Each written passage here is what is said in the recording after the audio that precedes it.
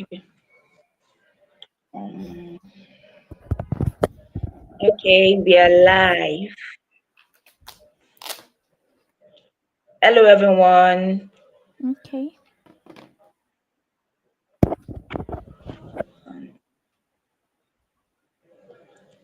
Hello, everyone. Welcome for our compliance webinar, the first of its kind, and definitely more to come. As the day goes by. So I welcome every one of us to today's compliance webinar, and today we have with us Barrister Ruth Omodara. She's a lawyer, right? And she'll be teaching us about how to make your business legal and fundable. So I know many of us, we want to get business grants for our business, want to access opportunities from the government and from other institutions that can make our business grow. And that is everything that we'll be teaching you about in today's class. So quickly, I would like to read a bio before we begin the class. So Ruth Omodara is a results-driven legal professional with core expertise in corporate, commercial, and property law. She earned her LLB at the University of Ilorin in 2021 and was called to the Nigerian bar in 2022. She provides strategic counsel to businesses across sectors, advising on regulatory compliance, intellectual property protection, contract management, and industry specific legal frameworks. Ruth deeply understands the operational realities of growing enterprises and equips them with the tools to stay protected, structured, and legally sound. Her hands-on experience includes supporting startups and founders with corporate structuring, governance, best practices, trademark registration, and contract enforcement. She's passionate about legal education and she is able to simplify legal concepts and translate complex frameworks into actionable knowledge for business owners. Our mission is to bridge the divide between legal obligation and business success, helping entrepreneurs like you operate confidently in a compliant and sustainable manner. So thank you so much, Ruth, for agreeing to do this for us. I'll go off the stage now, Hello. and you could just share your slides. I'll take your slides on the stage, and I'll go off the stage. Thank you so much. Please let's give you a round of applause in the comment section. Thank you so much. Hello, everyone. Good evening. In a minute now, I'll be sharing my screen.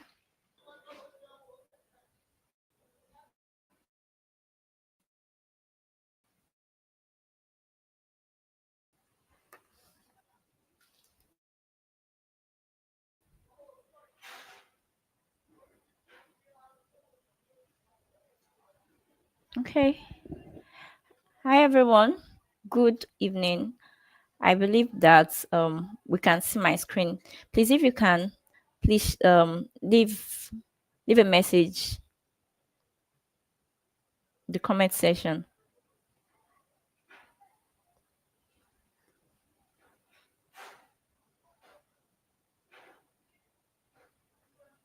Okay, thank you, Olakunle Sholari. Today, Thrift Africa has asked me to talk about how to get your business legal and fundable. And I'm just going to start with an example. I'm going to tell you a story. Generally,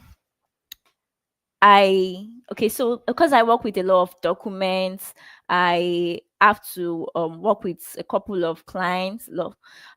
So I usually have so many things to do, and I'll just paste my documents on my um on my desktop, on my laptop desktop. I don't know, for those of us that use uh laptops, I do not care to like arrange my laptop or anything.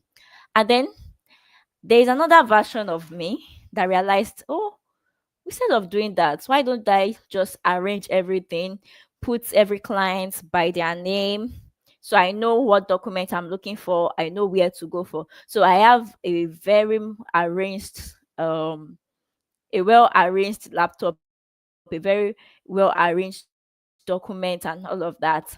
And if there's a situation that arises and the clients ask me that, oh, Ruth, please could you help me with this document? Who do you think will be able to source the information faster?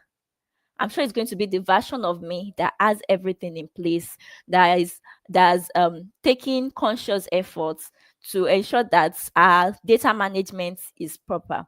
And that is the same thing with our business. Between a person who already has the all the legal requirements, or even if not all the basic ones in place, and the person who is just, oh, let me just do my business, I'm just trying to earn one or two, who do you think would be able to scale the business more? Who do you think will have access to more fund? It's definitely going to be someone who has complied with the requirements of the law. So today we'll be talking about how to get your business legal and fundable.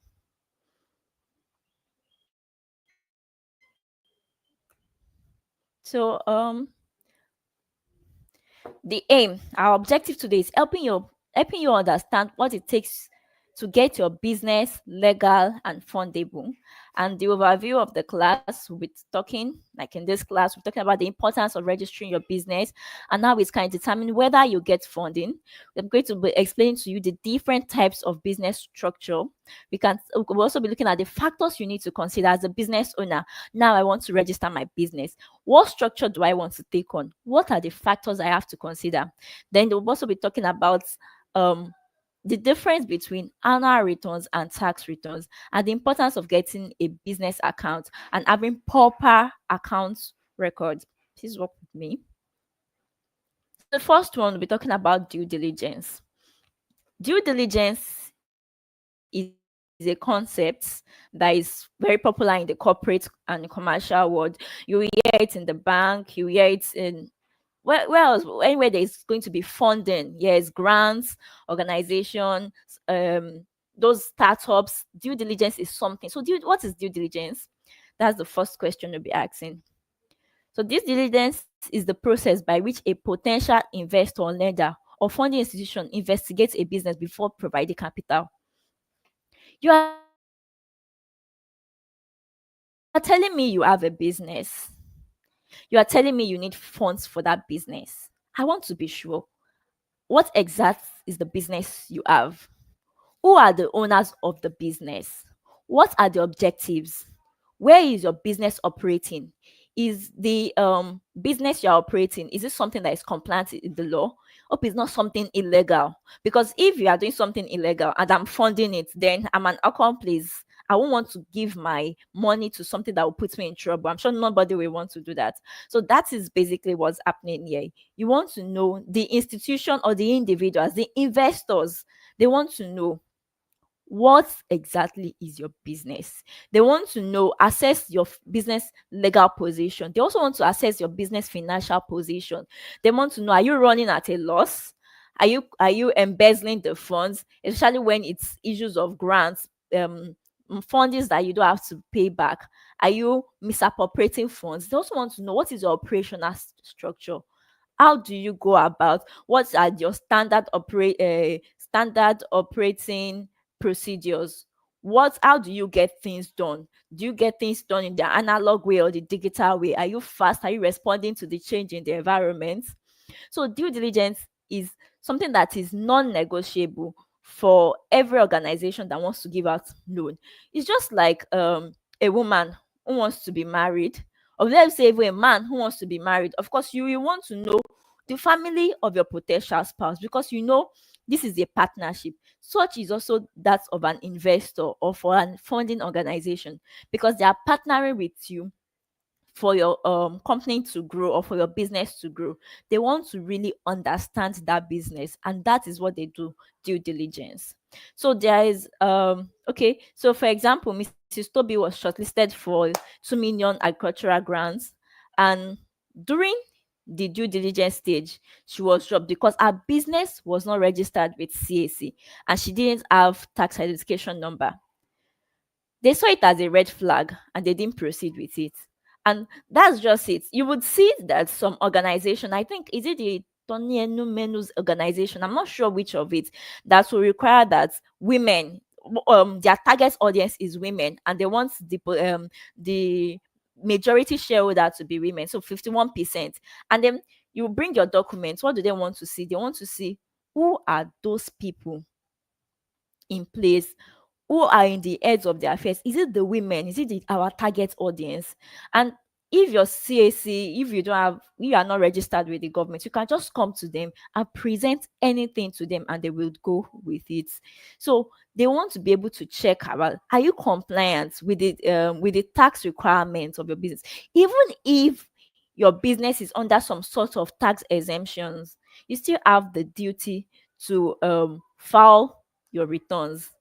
So even if you are not paying tax, you still have to file the returns and let them know, oh, because I have this and this exemption, the tax I am to pay for this month is is 0 naira, and you are filing the return. So you have to be sure. So that's due diligence, right?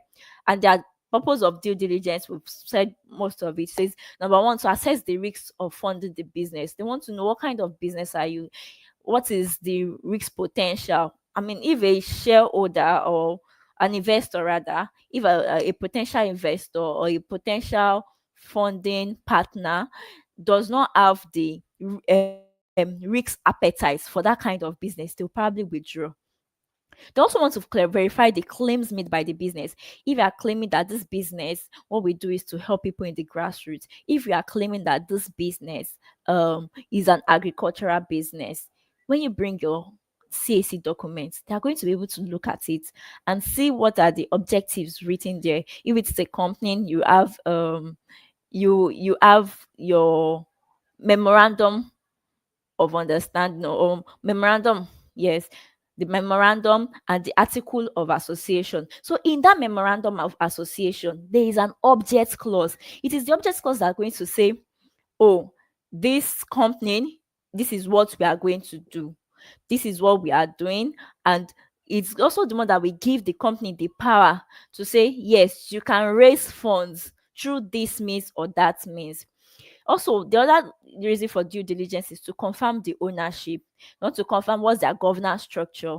Who are the directors? If it's a company, who are the directors in the company? Hope it's not some sort of shell company that they are using to, um, um, what do we call these things? Um, Money laundry. Yes, it's not some sort of company that you just put in place and said and portray to the public that this is what you are doing, while what you are doing is something else.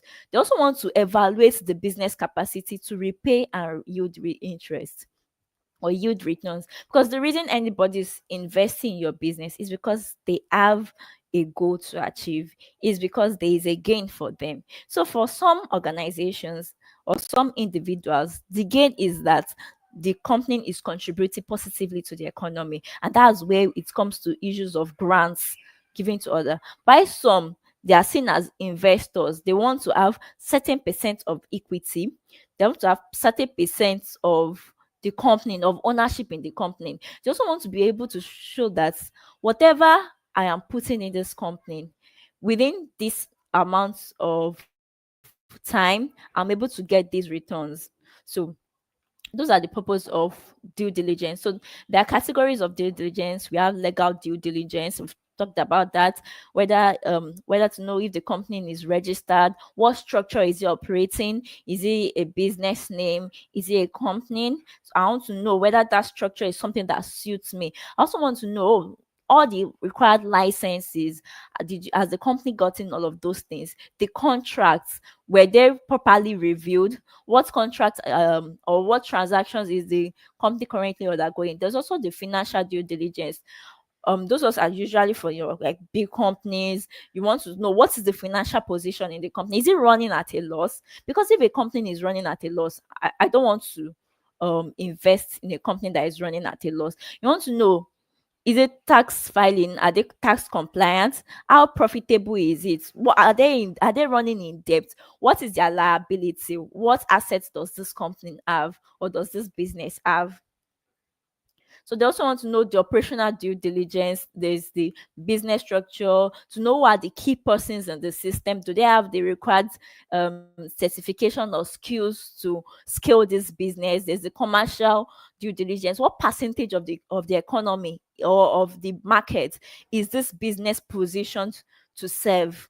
who are his target audience, what is the revenue model, and all of that. But for the purpose of this class, our focus will be the legal due diligence. So, an investor, just as a form of recap, an investor, before they would invest in your business, before they will invest in your company, one thing they will look out for is the legal aspect of the company, is the due diligence. They are checking you out, they are checking your documentations, they're trying to know, okay, do you have all the required licenses to run this business? Hope this business is not something that is illegal. Hope it's not something that they will run into trouble for putting their money into it. So those, and for the purpose of this class today, we'll be talking about legal due diligence. Basically, we'll be talking about business structures and registrations, among other things. I don't know if there is any question or anything. Can someone just drop a comment for me, please? If you are with me, please drop a comment. Let me know you are with me.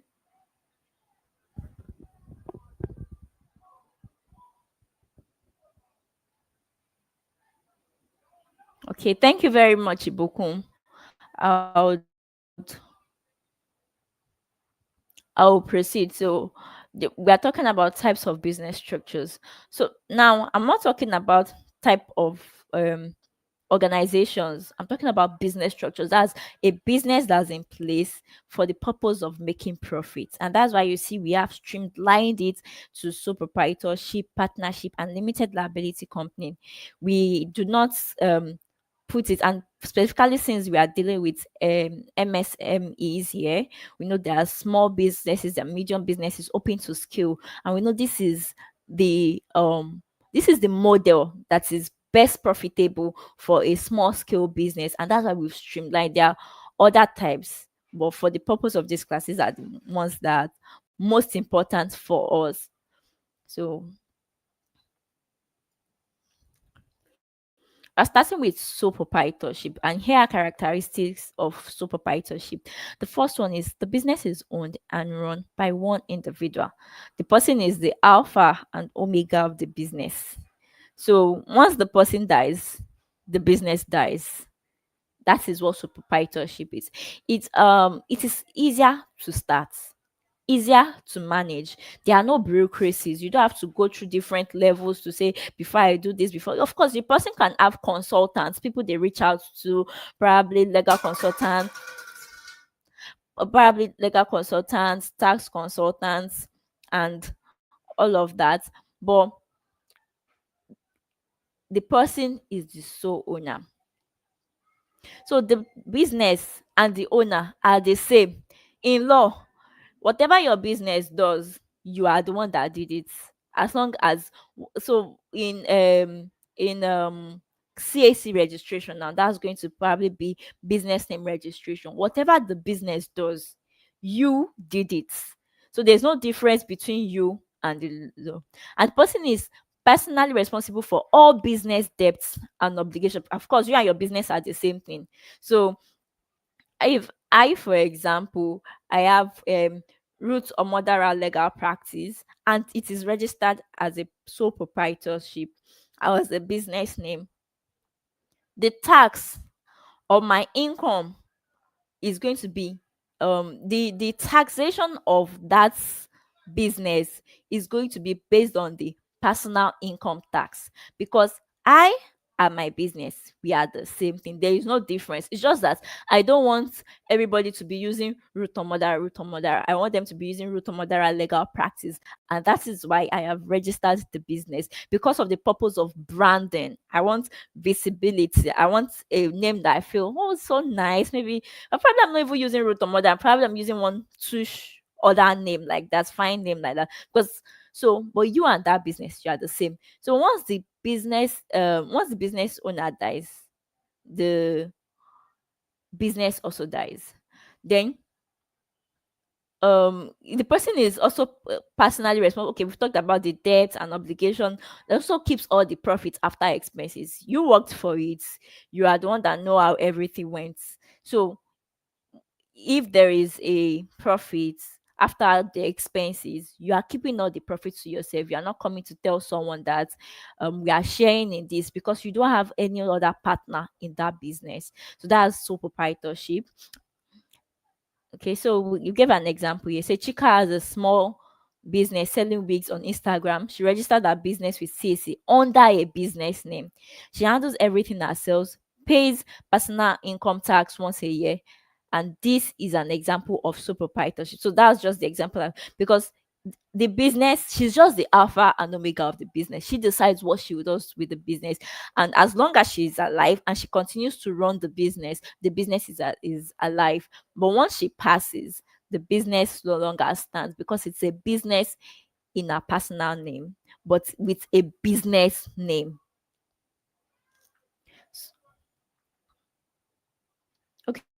Okay, so we also have partnership. Say two or more persons jointly own and operate the business.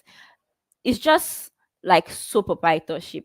Okay, but in this situation, two people have come together to start that business. So the two of them, okay, now it can be more than two, but I'm just going to give two as an example. So the two of them, they would sit down and say there is an agreement, and this agreement, we often call it partnership agreement.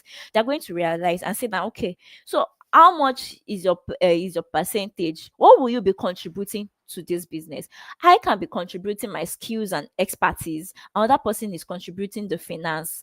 It is all going to be based on the business. It's going to be based on the agreement. So number three, we talked about, yes, skills and resources. So if I have the technical skill with setting up the business and the other person has a marketing skill, you put all of those things. There's a collaborative effort. There's always new idea. You're not the only one brainstorming. You're not the only one looking for finance.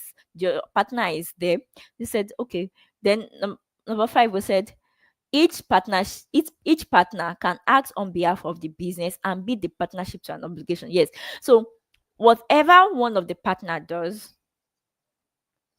in the name of the business is binding on every other person that is a business owner. So it's not like, oh, this person just did it, it did it. So no, that's why it has to be based on agreement. And what's the dissolution of that is either through withdrawal. One person says, oh, I'm no longer interested. They decide to amicably go their separate way. Probably one person dies. If there are just two partners and one person dies, there's no way that business is going to continue unless the business owners have decided to evolve into another structure. But legally, that partnership ends. The- Then the partnership agreement may also specify how the partnership should end. If, for example, we came together to get a contract, a particular government contract, and the only purpose for that business is to execute that contract or to execute that whatever project the government has put in place, has awarded us, whatever the contract the government has awarded us. And if after the completion of that, we've shared the profits, we've shared the profits, we've paid taxes, paid all liabilities, all expenses, I will say, okay, from the agreement, our decision is to just come together and execute this. Now that we are done, let's go our separate ways. That is the termination by the agreement. And in this situation, because it is a partnership, individuals are also recognized. And what the business pays is an individual tax. The individual partners pay their personal income tax. The business is not recognized as a legal person. What makes the business keep running is the partners there. The third, okay, so there's an example here. I'm just going to read it out. It says Jola and Tola decided to open a restaurant in Abuja to make money together. Jola handles the cooking aspect because it was his cooking skills that made them decide to start the business. Remember, they're combining skills, resources, and their effort. While Tola handles the operational aspect of hiring and keeping things together. This is partnership because they are combining resources, skills. It could be It could even be monetary one. It could even be access to people, access to information. So whatever could be, different things could bring people together.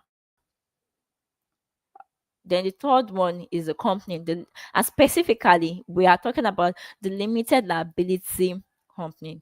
So in the eyes of the law, a company is a person. In the eyes of the law, I'm going to repeat it. A company is a person. It has the ability to buy property. It has the ability to sue. It has the ability to establish another company. It has the ability to, what else can a legal person do? To enter into an agreement. Yes, a company can enter into an agreement, can issue out contracts to people. So in the face of the law, the company is different from its shareholders. So the shareholders are on their own. Once they've come together to incorporate is the legal term we use for company, not registration of company now. It is incorporation of company. Sorry, I know we said there's not going to be so much legalese, but I just needed to use those terms. So once they come together to incorporate a company, that company from the date of its incorporation has become a person. So they can sue it to court, they can drag it to court. It can bid for business contracts. It can purchase a property. Yeah, so any company any company that is limited, you always see the name ending with LTD or limited, Limited. So let's just read from the slide. It says, the law sees and treats a company like a person. The owners are called shareholders. So, and luckily for us in Nigeria now, because of the Kama 2020, we used to say it's a new law, but it's no longer new because it's been in existence for like 5 years now. There is now the single shareholding for a small company, right? So, a single person can incorporate a company. Before, it used to be there have to be two people, but now one person can incorporate a company, but a private and a small company. Then it is managed by directors who are appointed by the shareholders.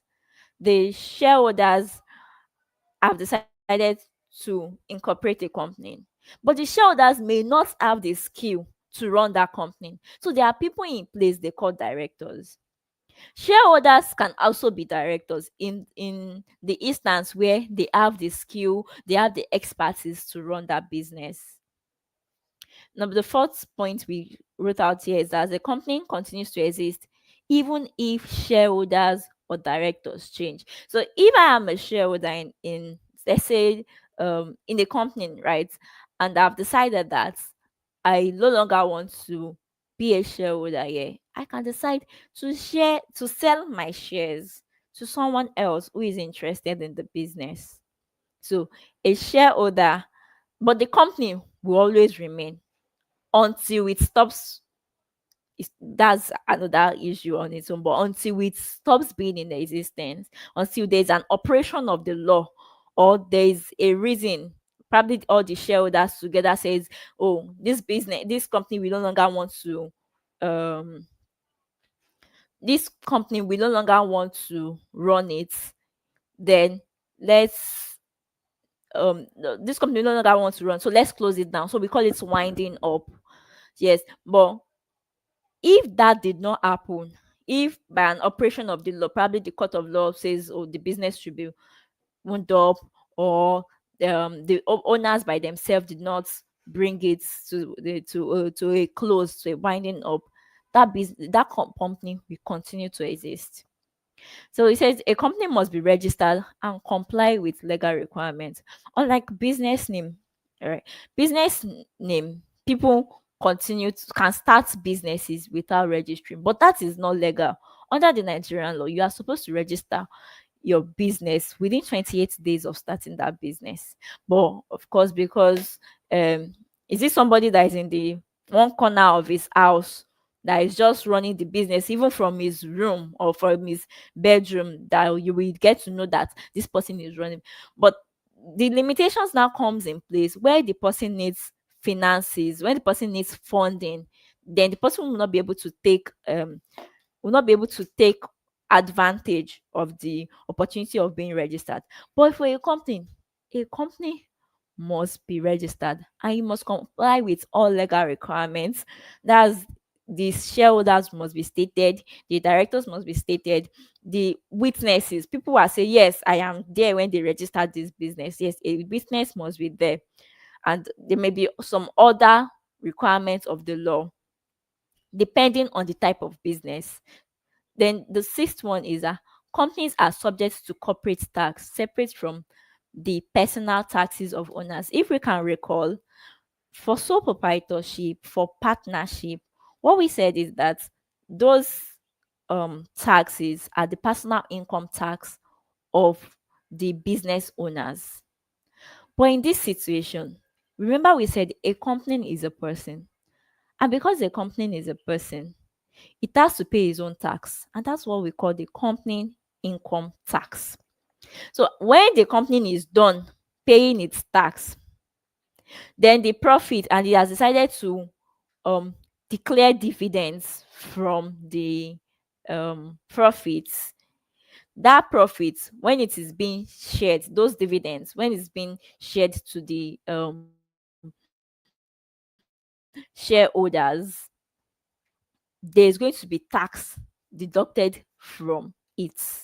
So that's why there's I don't know whether to say it's double taxation, but a company will pay tax. Then the owners of the business will pay their own income tax. It is different from the tax of the company, unlike sole proprietorship.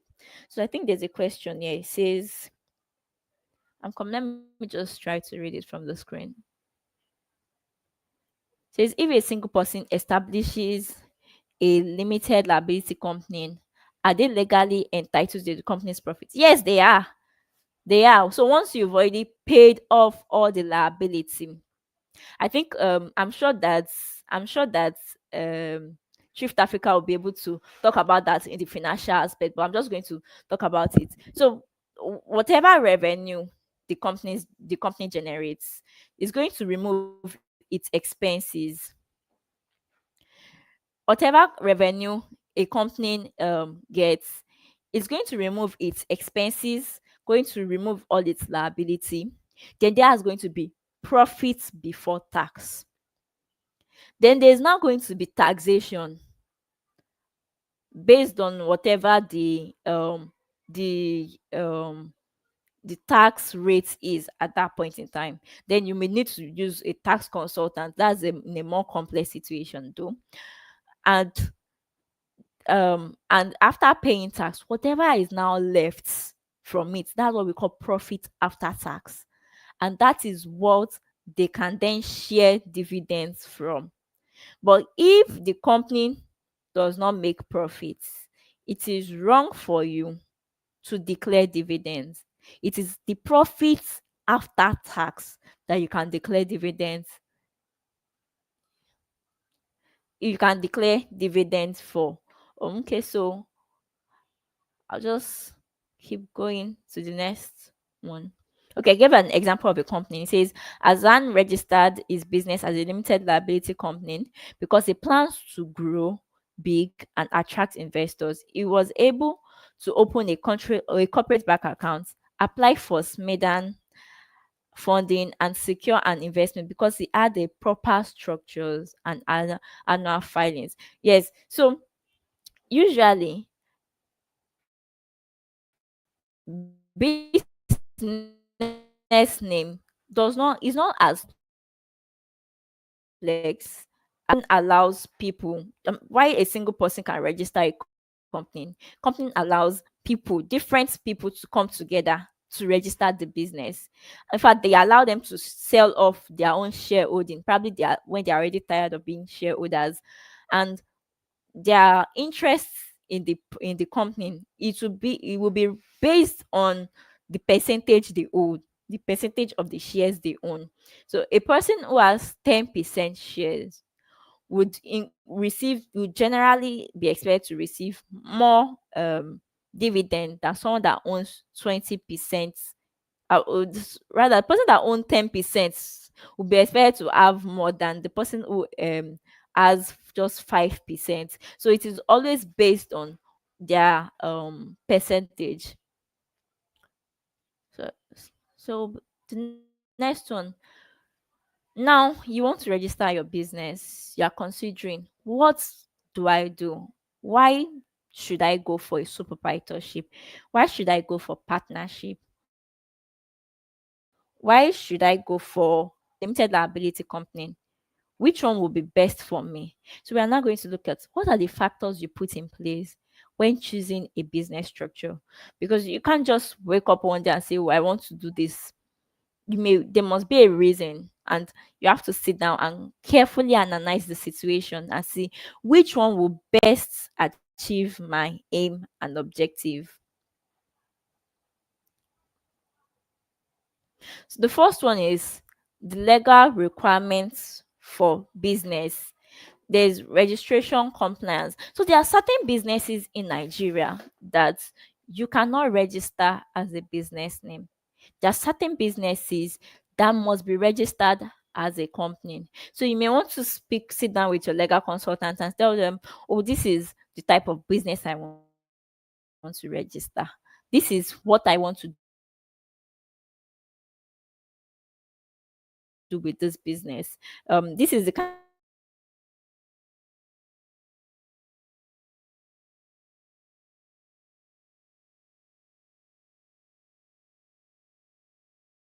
kind of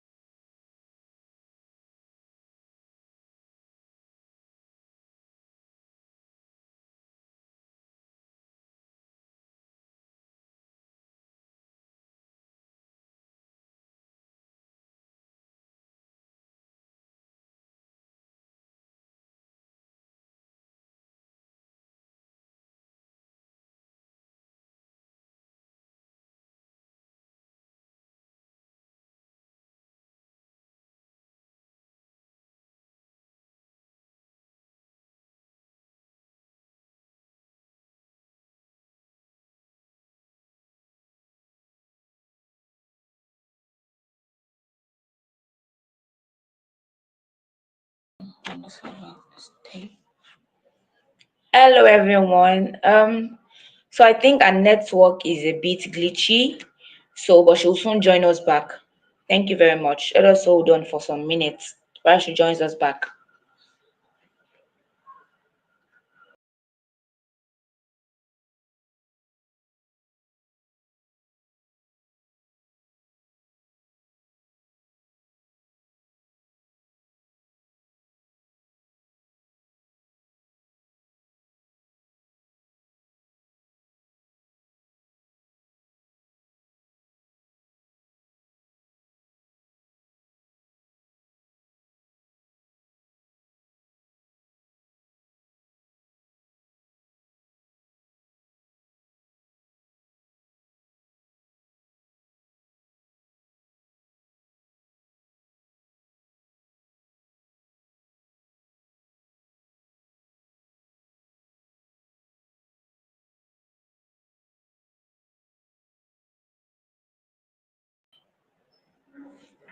Okay, everyone. So she'll soon join us. I'm so sorry about that glitch. It was a network. So far, I hope we are learning a lot. I can see that Mr. Sholari is already asking a lot of questions in the comment section. We definitely have a time for question and answer. And she's going to answer all of your questions, whether about annual returns, tax returns, you know, everything that has to do with getting your business legal and funded. Basically, she's going to answer all your questions. So let's just wait for some time while she joins us back. Yeah, thank you very much for your patience. So if you have any question, like the way Mr. Shalami is already dropping his questions, you can start dropping them in the comment section. So it will make it easy for our host to answer them when she's ready. So she's here already. Okay. Thank you very much. Welcome Hi, back. welcome. Oh, thank you. Welcome. I didn't know I was off. Please, No do you problem. That's remember fine. where I stopped? Yes. The legal requirement for your business. That was the slide where you stopped. Oh, okay. Okay. Yes. So I'll just proceed to Okay. share it again. Okay. Mm, I'm coming, please.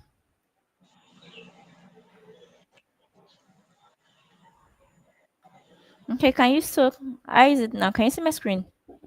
Yes. Okay. Okay. So Okay, I'll leave the thank you stage very now. much.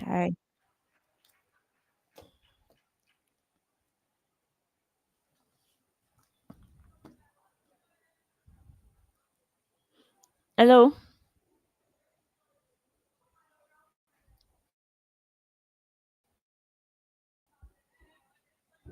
Hello, can you hear me?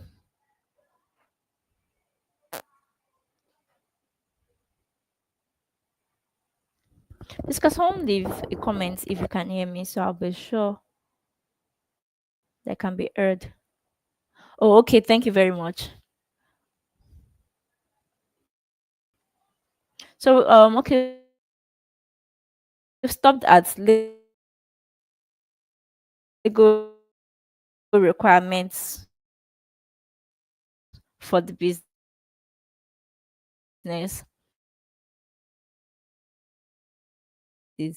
And the other thing is, for registration and compliance purposes, you also have to determine who are the people who are going to be your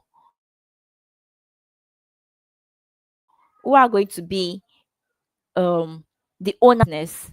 So that's going to go a long way in determining what kind of business it is. For example, if you have a business that you want a foreigner to join you in setting up in Nigeria, the best you will want to go for is company. And of course, the minimum share capital for such a business is 100 million naira. So you will need to sit down with your legal consultants to know what this. You let them know this is the company I want to do, or this is the business I want to do. What business model do you think it is best for me? For do you think I should go for a business name? Do you think partnership? Probably you have partners, or do you think a company is the best? You probably want to sit down. And there are certain businesses that the permits and licenses for you to run that business before it can be granted to you. You must have a particular business structure. It could be a company. Let's say, for example, you want to get into the aviation industry. You would know that that has to be a company. There are certain types, like I think is it clearing and forwarding, the shipping, the maritime industry too. It's you cannot do that on a sole proprietorship or partnership. It just has to be a company, and the minimum share capital is stated by the law. So it all goes about what is it. Then you want to look at its continuity. Do you want your business to outlive you? Do you want a legacy business as we have in some countries, or do you want a business that is just there while you are there and go, and when you are gone, the business goes on? So that's one of the things you have to consider when deciding your business structure. Okay, so as I've spoken of it, what's the long-term business objective? In the short run, I mean, looking at it like in the instant time right now, you probably think, oh, a company would be more expensive for me to want me to register or to incorporate. Why don't I go for a business name? So you also want to determine out of that. Then you want to look at its access to capital. Are there type of fundings that you are strategically looking for to get? Are there kinds of grants you are looking forward to? So some of those fundings, they would only give it out to company. Some will accept business names. So you have to look at all of those things. What are your exit strategies? Do you just want to close down the business, or do you want to be able to sell that business to another person? For professionalism, for branding sake, what type of business will be good for you? So those are the things you also consider. Then the other things you look at is the tax implication. So this one, you may also want to sit down with a tax consultant. Sometimes it could be a tax associate. Sometimes those people could even be your friend, someone in your close um community, and sit with them. Okay, for this business, what is going to be the implication? We all are aware, I'll assume that a lot of people are aware of the new tax laws that were recently signed to law, the bills that were signed to law, and then they would start um being implemented from January 2026. So you want to sit down. What are the tax rates? If as a business owner, I decide to register a business name, which is like a sole proprietorship, what tax exemptions will I have? What is the tax rate? How is it applicable to me? How will that affect my long-term goal for the business? But if I decide to register a company, what exemptions will I be entitled to? What will be beneficial for the long-term goal of my business? What deductions, what reliefs? If it's an agricultural business, you already know how to structure this. So all of these are the things you probably sit down to consider before you register the business, or deciding what structure of the business. The other issue is the availability of resources and profitability of the structure. You will look at it, the money in my pocket now. I can only afford to register a business name. Let me just go for that business name. Probably in 2 to 3 years to come, I'll be able to convert it to a company. So you want to look at those human resources. Do you want to do everything by yourself? Do you want to have additional ends? Do you want to have new ends? Because you see the legal compliance that is required for for a business name is not the same thing, or the that is required for a company. So that of a company will be slightly higher than that of a business name. You want to consider all of that. Then you want to look at the return on investment. Fine, if I am investing very little today for registration, for today, what is going to be my return in the long term? Don't I think that a company will be better? Will I think that I can still sustain this business with a business name in long term? So those are all of the things you have to consider. um, so mod 4 will be talking about annual returns and tax returns. Please let me know if you can still hear me, so I'll know I'm still on here. I'm just going to wait for a comment.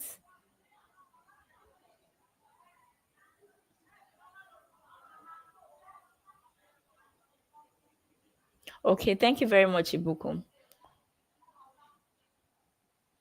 So we'll be talking about annual returns and tax returns. We'll be talking about the meaning of annual returns, meaning of tax returns, and the difference between the both of them.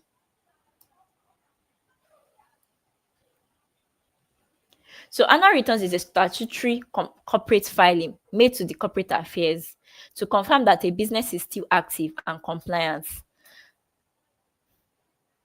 Annual returns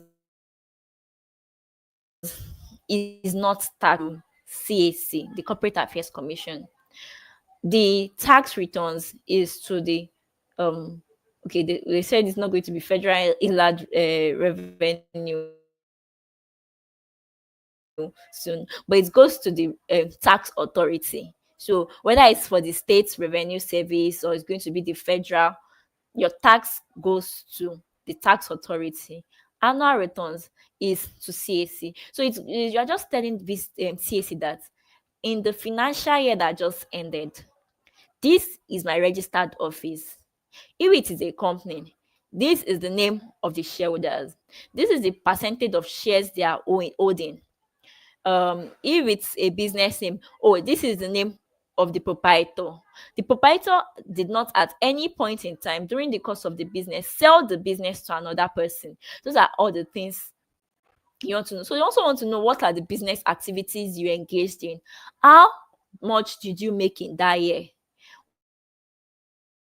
What was the return, or yes, what's your return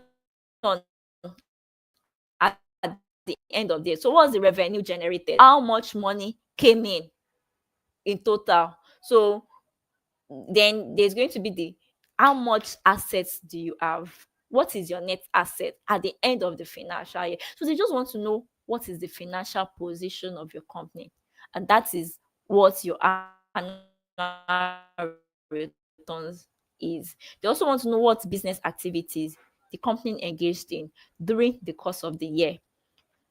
And it's not like the company diverted from the things that it has in its memorandum of association. It's not like the company engaged in illegal activities. So it's just showing. So if it is a company, especially if it's a well-established company, that's when we have things like the audited financial statements being uploaded to the CAC portal.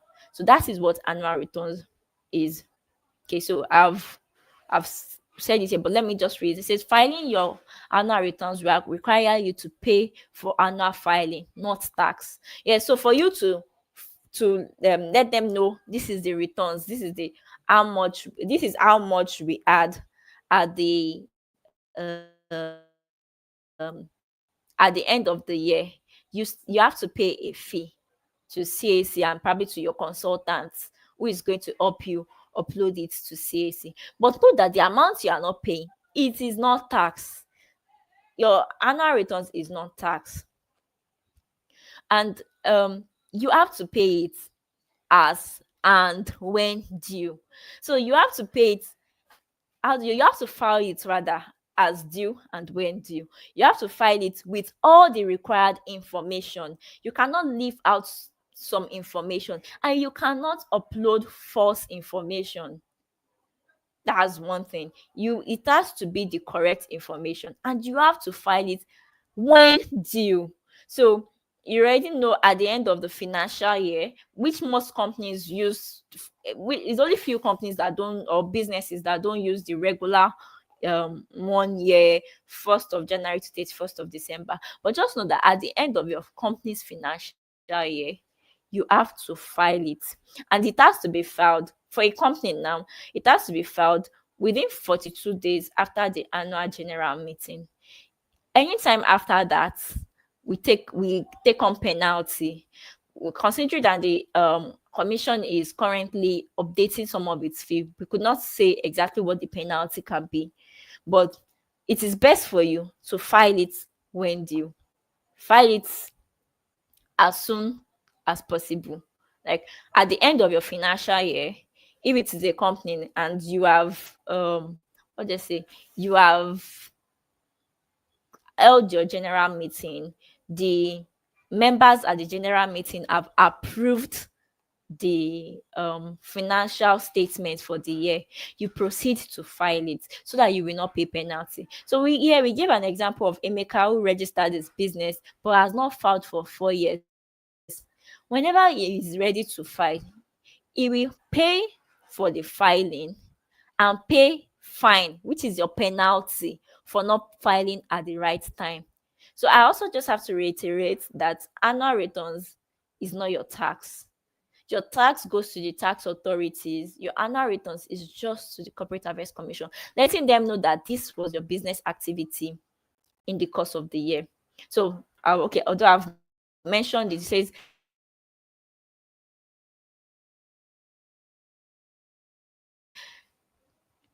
tax returns is filed to the Federal Inland Revenue Service. That's for individuals or sole proprietors. And for a company now, a company will pay a company income tax, value added tax, withholding tax. That's if it's applicable to the company. For a business name, what you are paying is your personal income tax. And for partnership too, it is your personal income tax that the partners are paying.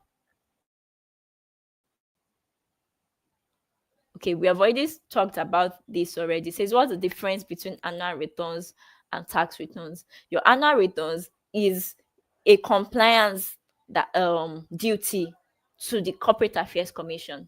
Your tax goes to the revenue service, goes to the tax authority. It does not go to CAC. So please do not conflict those things. Those are two important um, compliance documents. In fact, there are some businesses. In fact, there are some businesses that you'd um, for you to get your funding from some organization. Excuse me, sorry. From some organization, they will ask for your tax clearance certificate. So they are asking past 3 years or depending. So that's and you can only get that tax clearance certificate from your tax authority. So be sure to comply with those things. So the fifth one now we're going to be talking about the need to keep a proper business account. Remember, at the beginning we talked about certain due diligences that funding partners or investors will do before they can decide to give out money to your business for you to grow your business. And some of those things are financial. While the financial may seem just financial, it also has a legal aspect of it. The It is whatever you have in your financial record that will determine how much tax you pay. So it is whatever income that comes to your business that will determine how much you are paying as a company income tax or a personal income tax. So, and that, if you do not have that record, there is no way you'll be able to accurately. The word here is accurately because they want to know the true position of your business. So accurately portray to them that this is the true financial position of your business. And what that would mean is that your business is I'm trying not to use a term that is derogatory, but your business will be deemed to be shady. Yes, because you are not truthful to the right authorities. When your funding partners or the funding organization comes to look at your book, what they would see is that this person is not keeping financial record. We don't even know if this business is making loss or is making profit. We don't even know what the source of income is. Even this your expenditure, we don't know what are you using it to do. Are you using it to run business, personal pleasures, or are you paying for the human resources? Are you paying for the expenses of the business? So that is why it is important. So and without and so, okay, one of the best and easiest way for you to be able to give a good personal account is for you to have a different business bank account from that of your business, from that of your own. So your business has a bank account. You have a bank account. You know that whatever money goes into the account of the business is for business. You know, you mistake and use it to buy shawarma. You will know that the one that is for you, oh, it's your own personal money. It is not that of the business. And then, okay, so we talked about key reasons for a business bank account. We talked about the legal and regulatory compliance. We've talked about how it's important to pay your tax, how it's important to file your returns, showing that, oh, your business is still in operation no matter how long you've registered that business. So you see how important it is to have it doesn't even have to be a big one like a company own. It does not have to be an audited financials. You don't have to hire KPMG or those big fours to help you do it. It could be as little as I bought this, you recorded it down.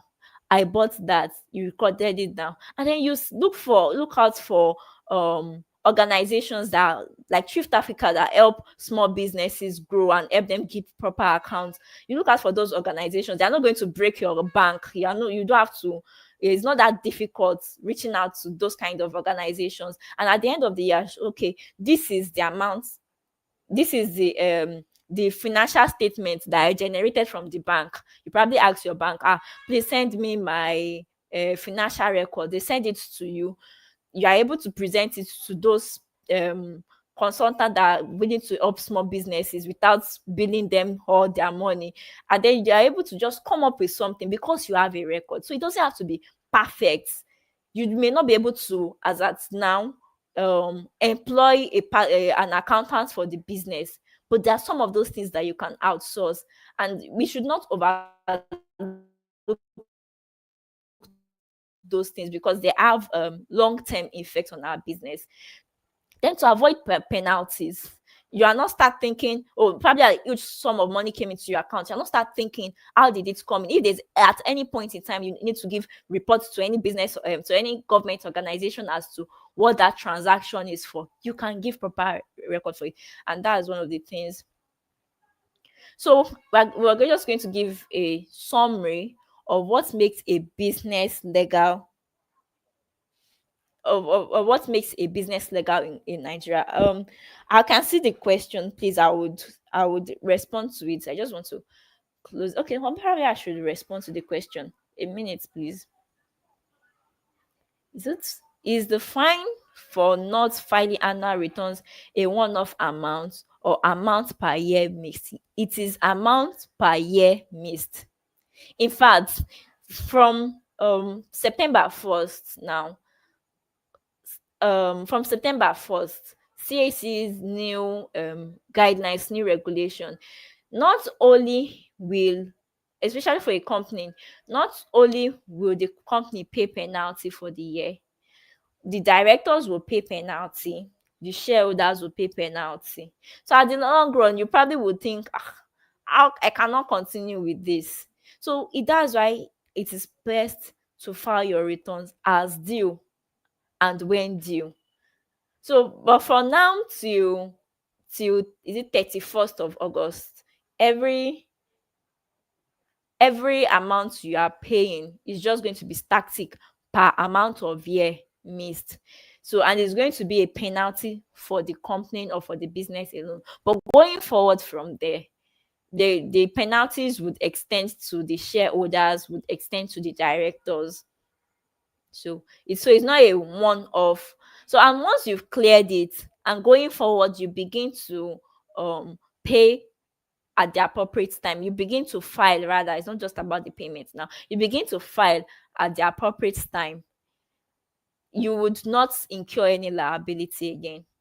So once you've cleared the previous years, you will not have to incur any new liability. So going forward, you ensure that um you file at the appropriate time, and that even includes tax too, your tax returns too.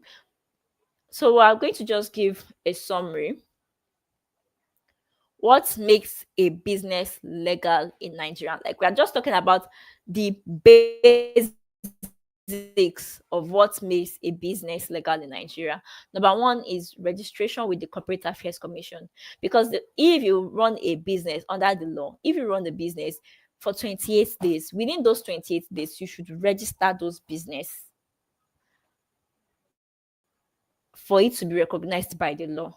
Anytime after that 28 days, there are penalties for it. Then number two is you have a tax identification number. Every business name should have a tax identification number for you to be able to pay your tax at the appropriate time. And even if you are not paying tax, if you are a beneficiary of certain exemptions, you'd able to file your returns and let them know that, okay, well, at this point in time, I do not have tax to pay because the law allows me some exceptions. And then one other thing is for you to have a business account. One of the key key two things that the businesses, or rather the banks, would request for is your CAC documents and your tax identification number. So they want to be able to trace your account to a business. They want to be able to trace your account to a tax identification number. Then what also makes a business legal is you file your tax to the right revenue services. So whether it's the federal or the state as applicable. So businesses now, for personal income, you probably are to the state, but for companies it's federal. So you probably sit down with your tax accountants, tax consultants to help you figure out what portion of your tax goes to state, what portion goes to the federal. Then you hold all relevant licenses and permits. So it's not enough for you to just register a business, especially if it is a business that requires excuse me. Okay. If it's a business that requires special licenses or permits, let's say for example, you want to open a food company, you already know that NAFDAC will be involved. So you want to get the NAFDAC permit or the NAFDAC license. So those are the usually the requirements getting the NAFDAC registration. Is it a pharmaceutical company too? You also want to get to the NAFDAC. So there are special licenses that are required for certain businesses. Let's say, for example, it's a school now you want to open. At least one of the shareholders must have a teacher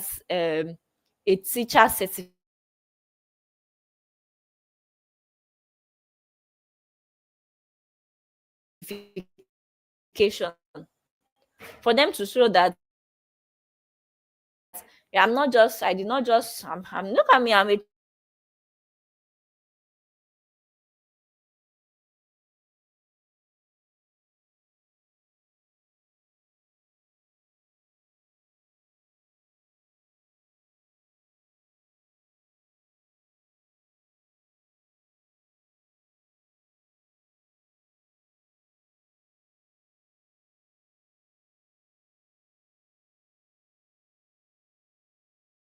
So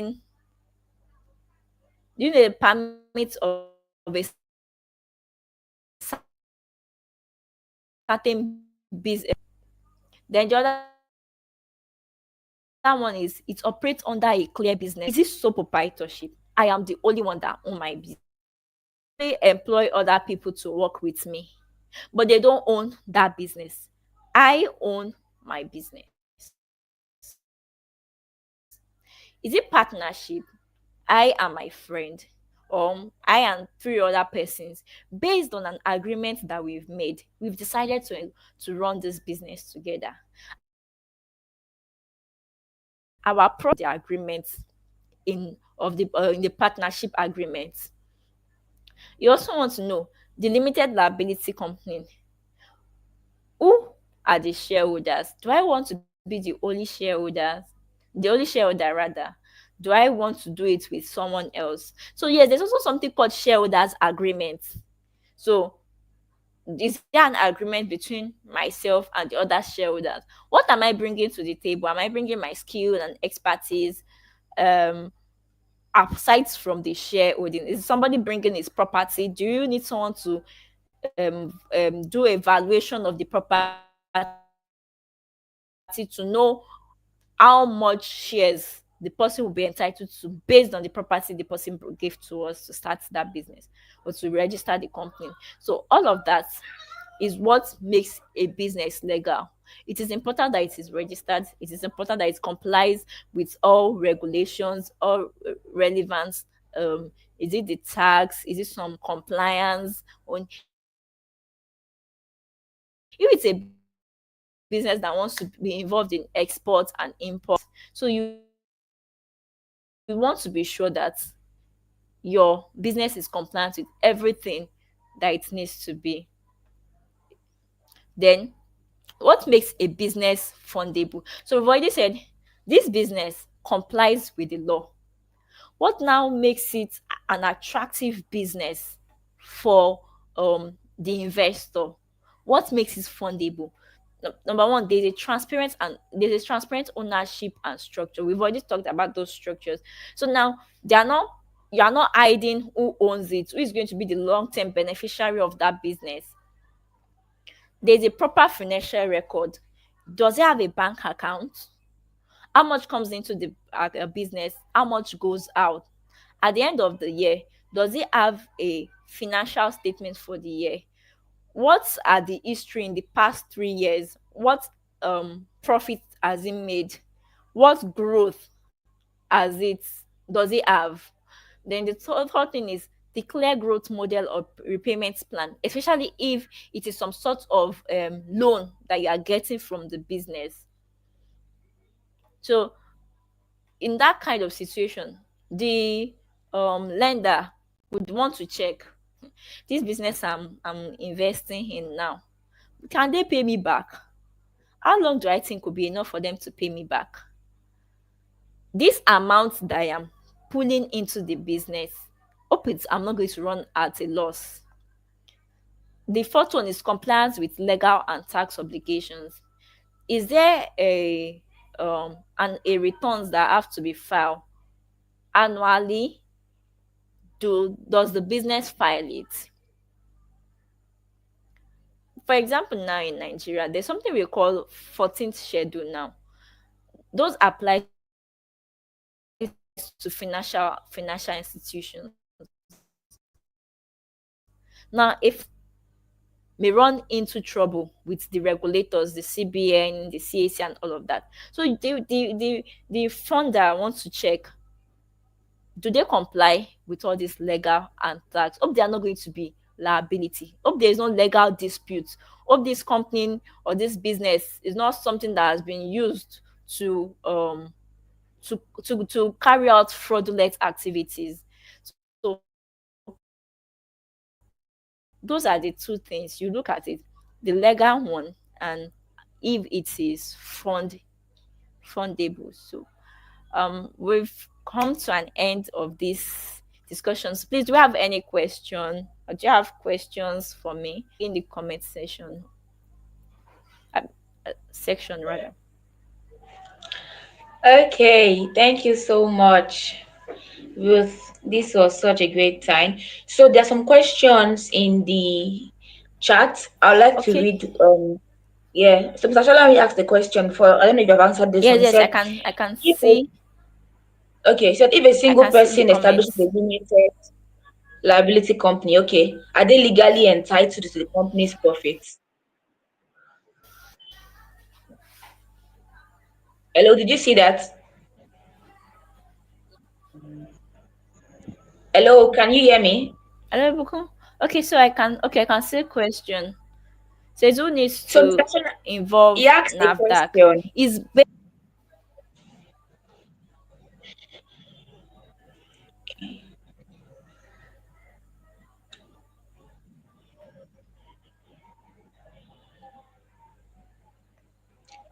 Hello, can you hear Hello, me? Buku.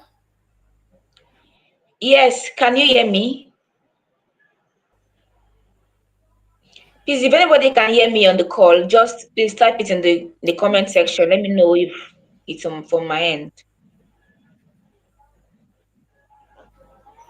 Can anybody hear me or hear Ruth? Okay, I can hear you. Okay, so somebody asked a question that I don't think you've answered. Mr. Shola, he asked the question before, like way before um this time. So I'm trying to read it out. Can you hear me? Yes, yes, I can. Okay, Okay, so he can there asked. be evasion? Okay, I think I've seen it. Yes. So if a single person establishes a limited liability company, are they legally entitled to the company's profits? And can it Oh, be I thought considered I an answered that. okay, okay. So if a single person establishes a limited liability, can they legally be entitled to the company's profits? Yes, you can be entitled to the company's profit after you've paid your tax and after you've paid up all expenses and liabilities. But now, as a single shareholder, you want to consider, do I want to eat this profit? Like, do I want to consume it? Or do I want to reinvest it in the business? You have to look at what's your long term goal. You are entitled to the company's profit because you are the only shareholder. Yes. So you can decide to declare all the profits to yourself as dividend, and you can decide to declare the profits to yourself as dividend. But you have to consider long term goals.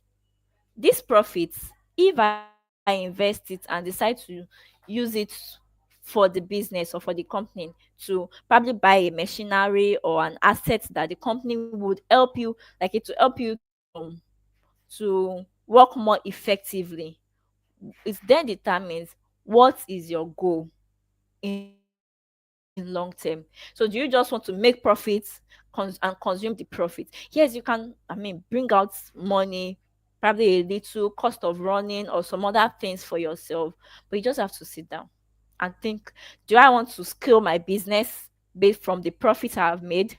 Do I want to reinvest it? Or do I want to just consume the whole thing and then next time come I'm starting from a scratch? Or do I want to be able to scale that business? So that's just um it depends on the individual. But yes, legally, you are entitled to take the company's profit. Remember, it is profit. And profit happens after your income, you've removed all expenses, you've removed all liabilities, and what you have left is all expenses, all this, can anyone hear me? Because I can see that this thing is loading here.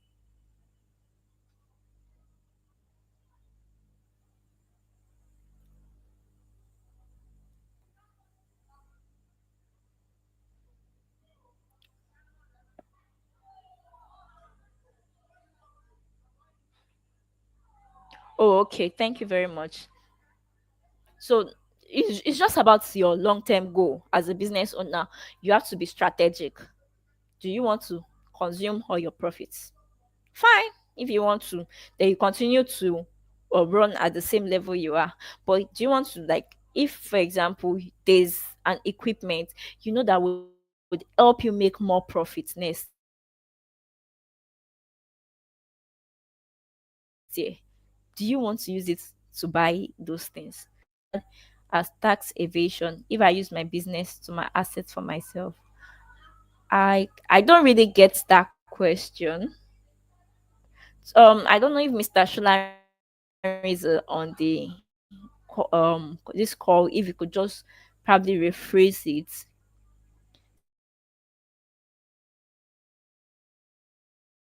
If I use my company to my business for myself. Okay, if I use my company to my business for myself. Yeah, I think it means that if he uses So, his company's asset for himself, can it be considered as tax evasion? as I said earlier, your company can use your asset to buy those things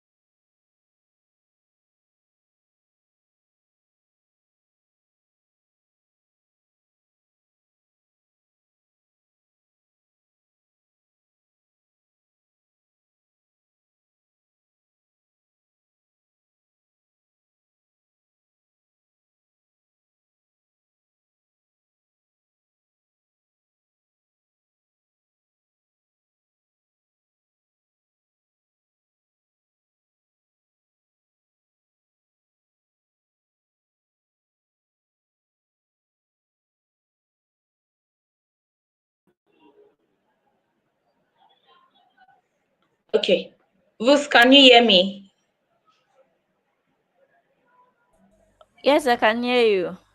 Okay, I I think think. that was my network. Apologies about that. Oh, okay. So you can continue Okay. the question and answer. Okay. So, um, okay, so what I'm saying now is yes, you can use your company and it's not considered tax evasion. It's not because at that point in time your company is different from you. And so yes, the company can decide to buy a car for its executive. You can decide to buy a car for the director. So if you're a director of the company, yes, you can buy a car, but you may if there are other transactions that you have to take on using the business name for your personal self, then you may it depends on the particular situation. Okay, then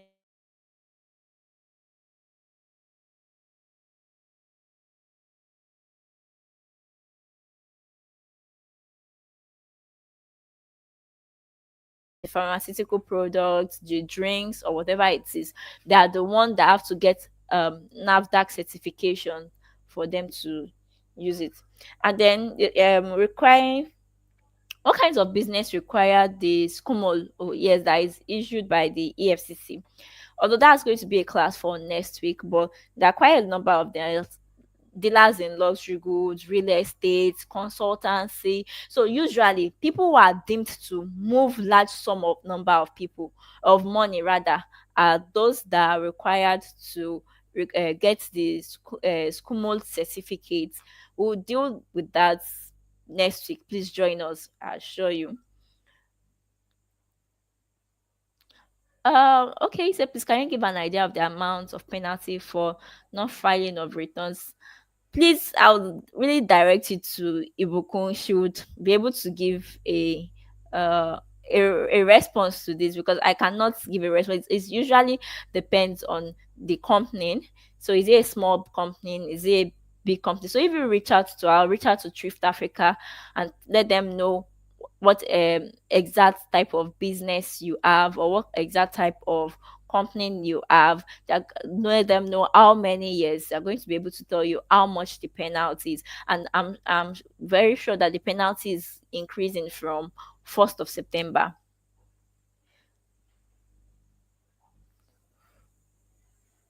So okay, I think that's all. Okay, thank you, Lapris. I can see I'm not sure if it's a is or a, but I can see personal advice for investing until certain financial strength before profits should be taken. I'm also of that opinion.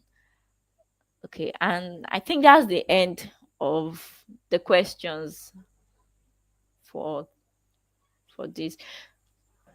Ibukun, please, are you here?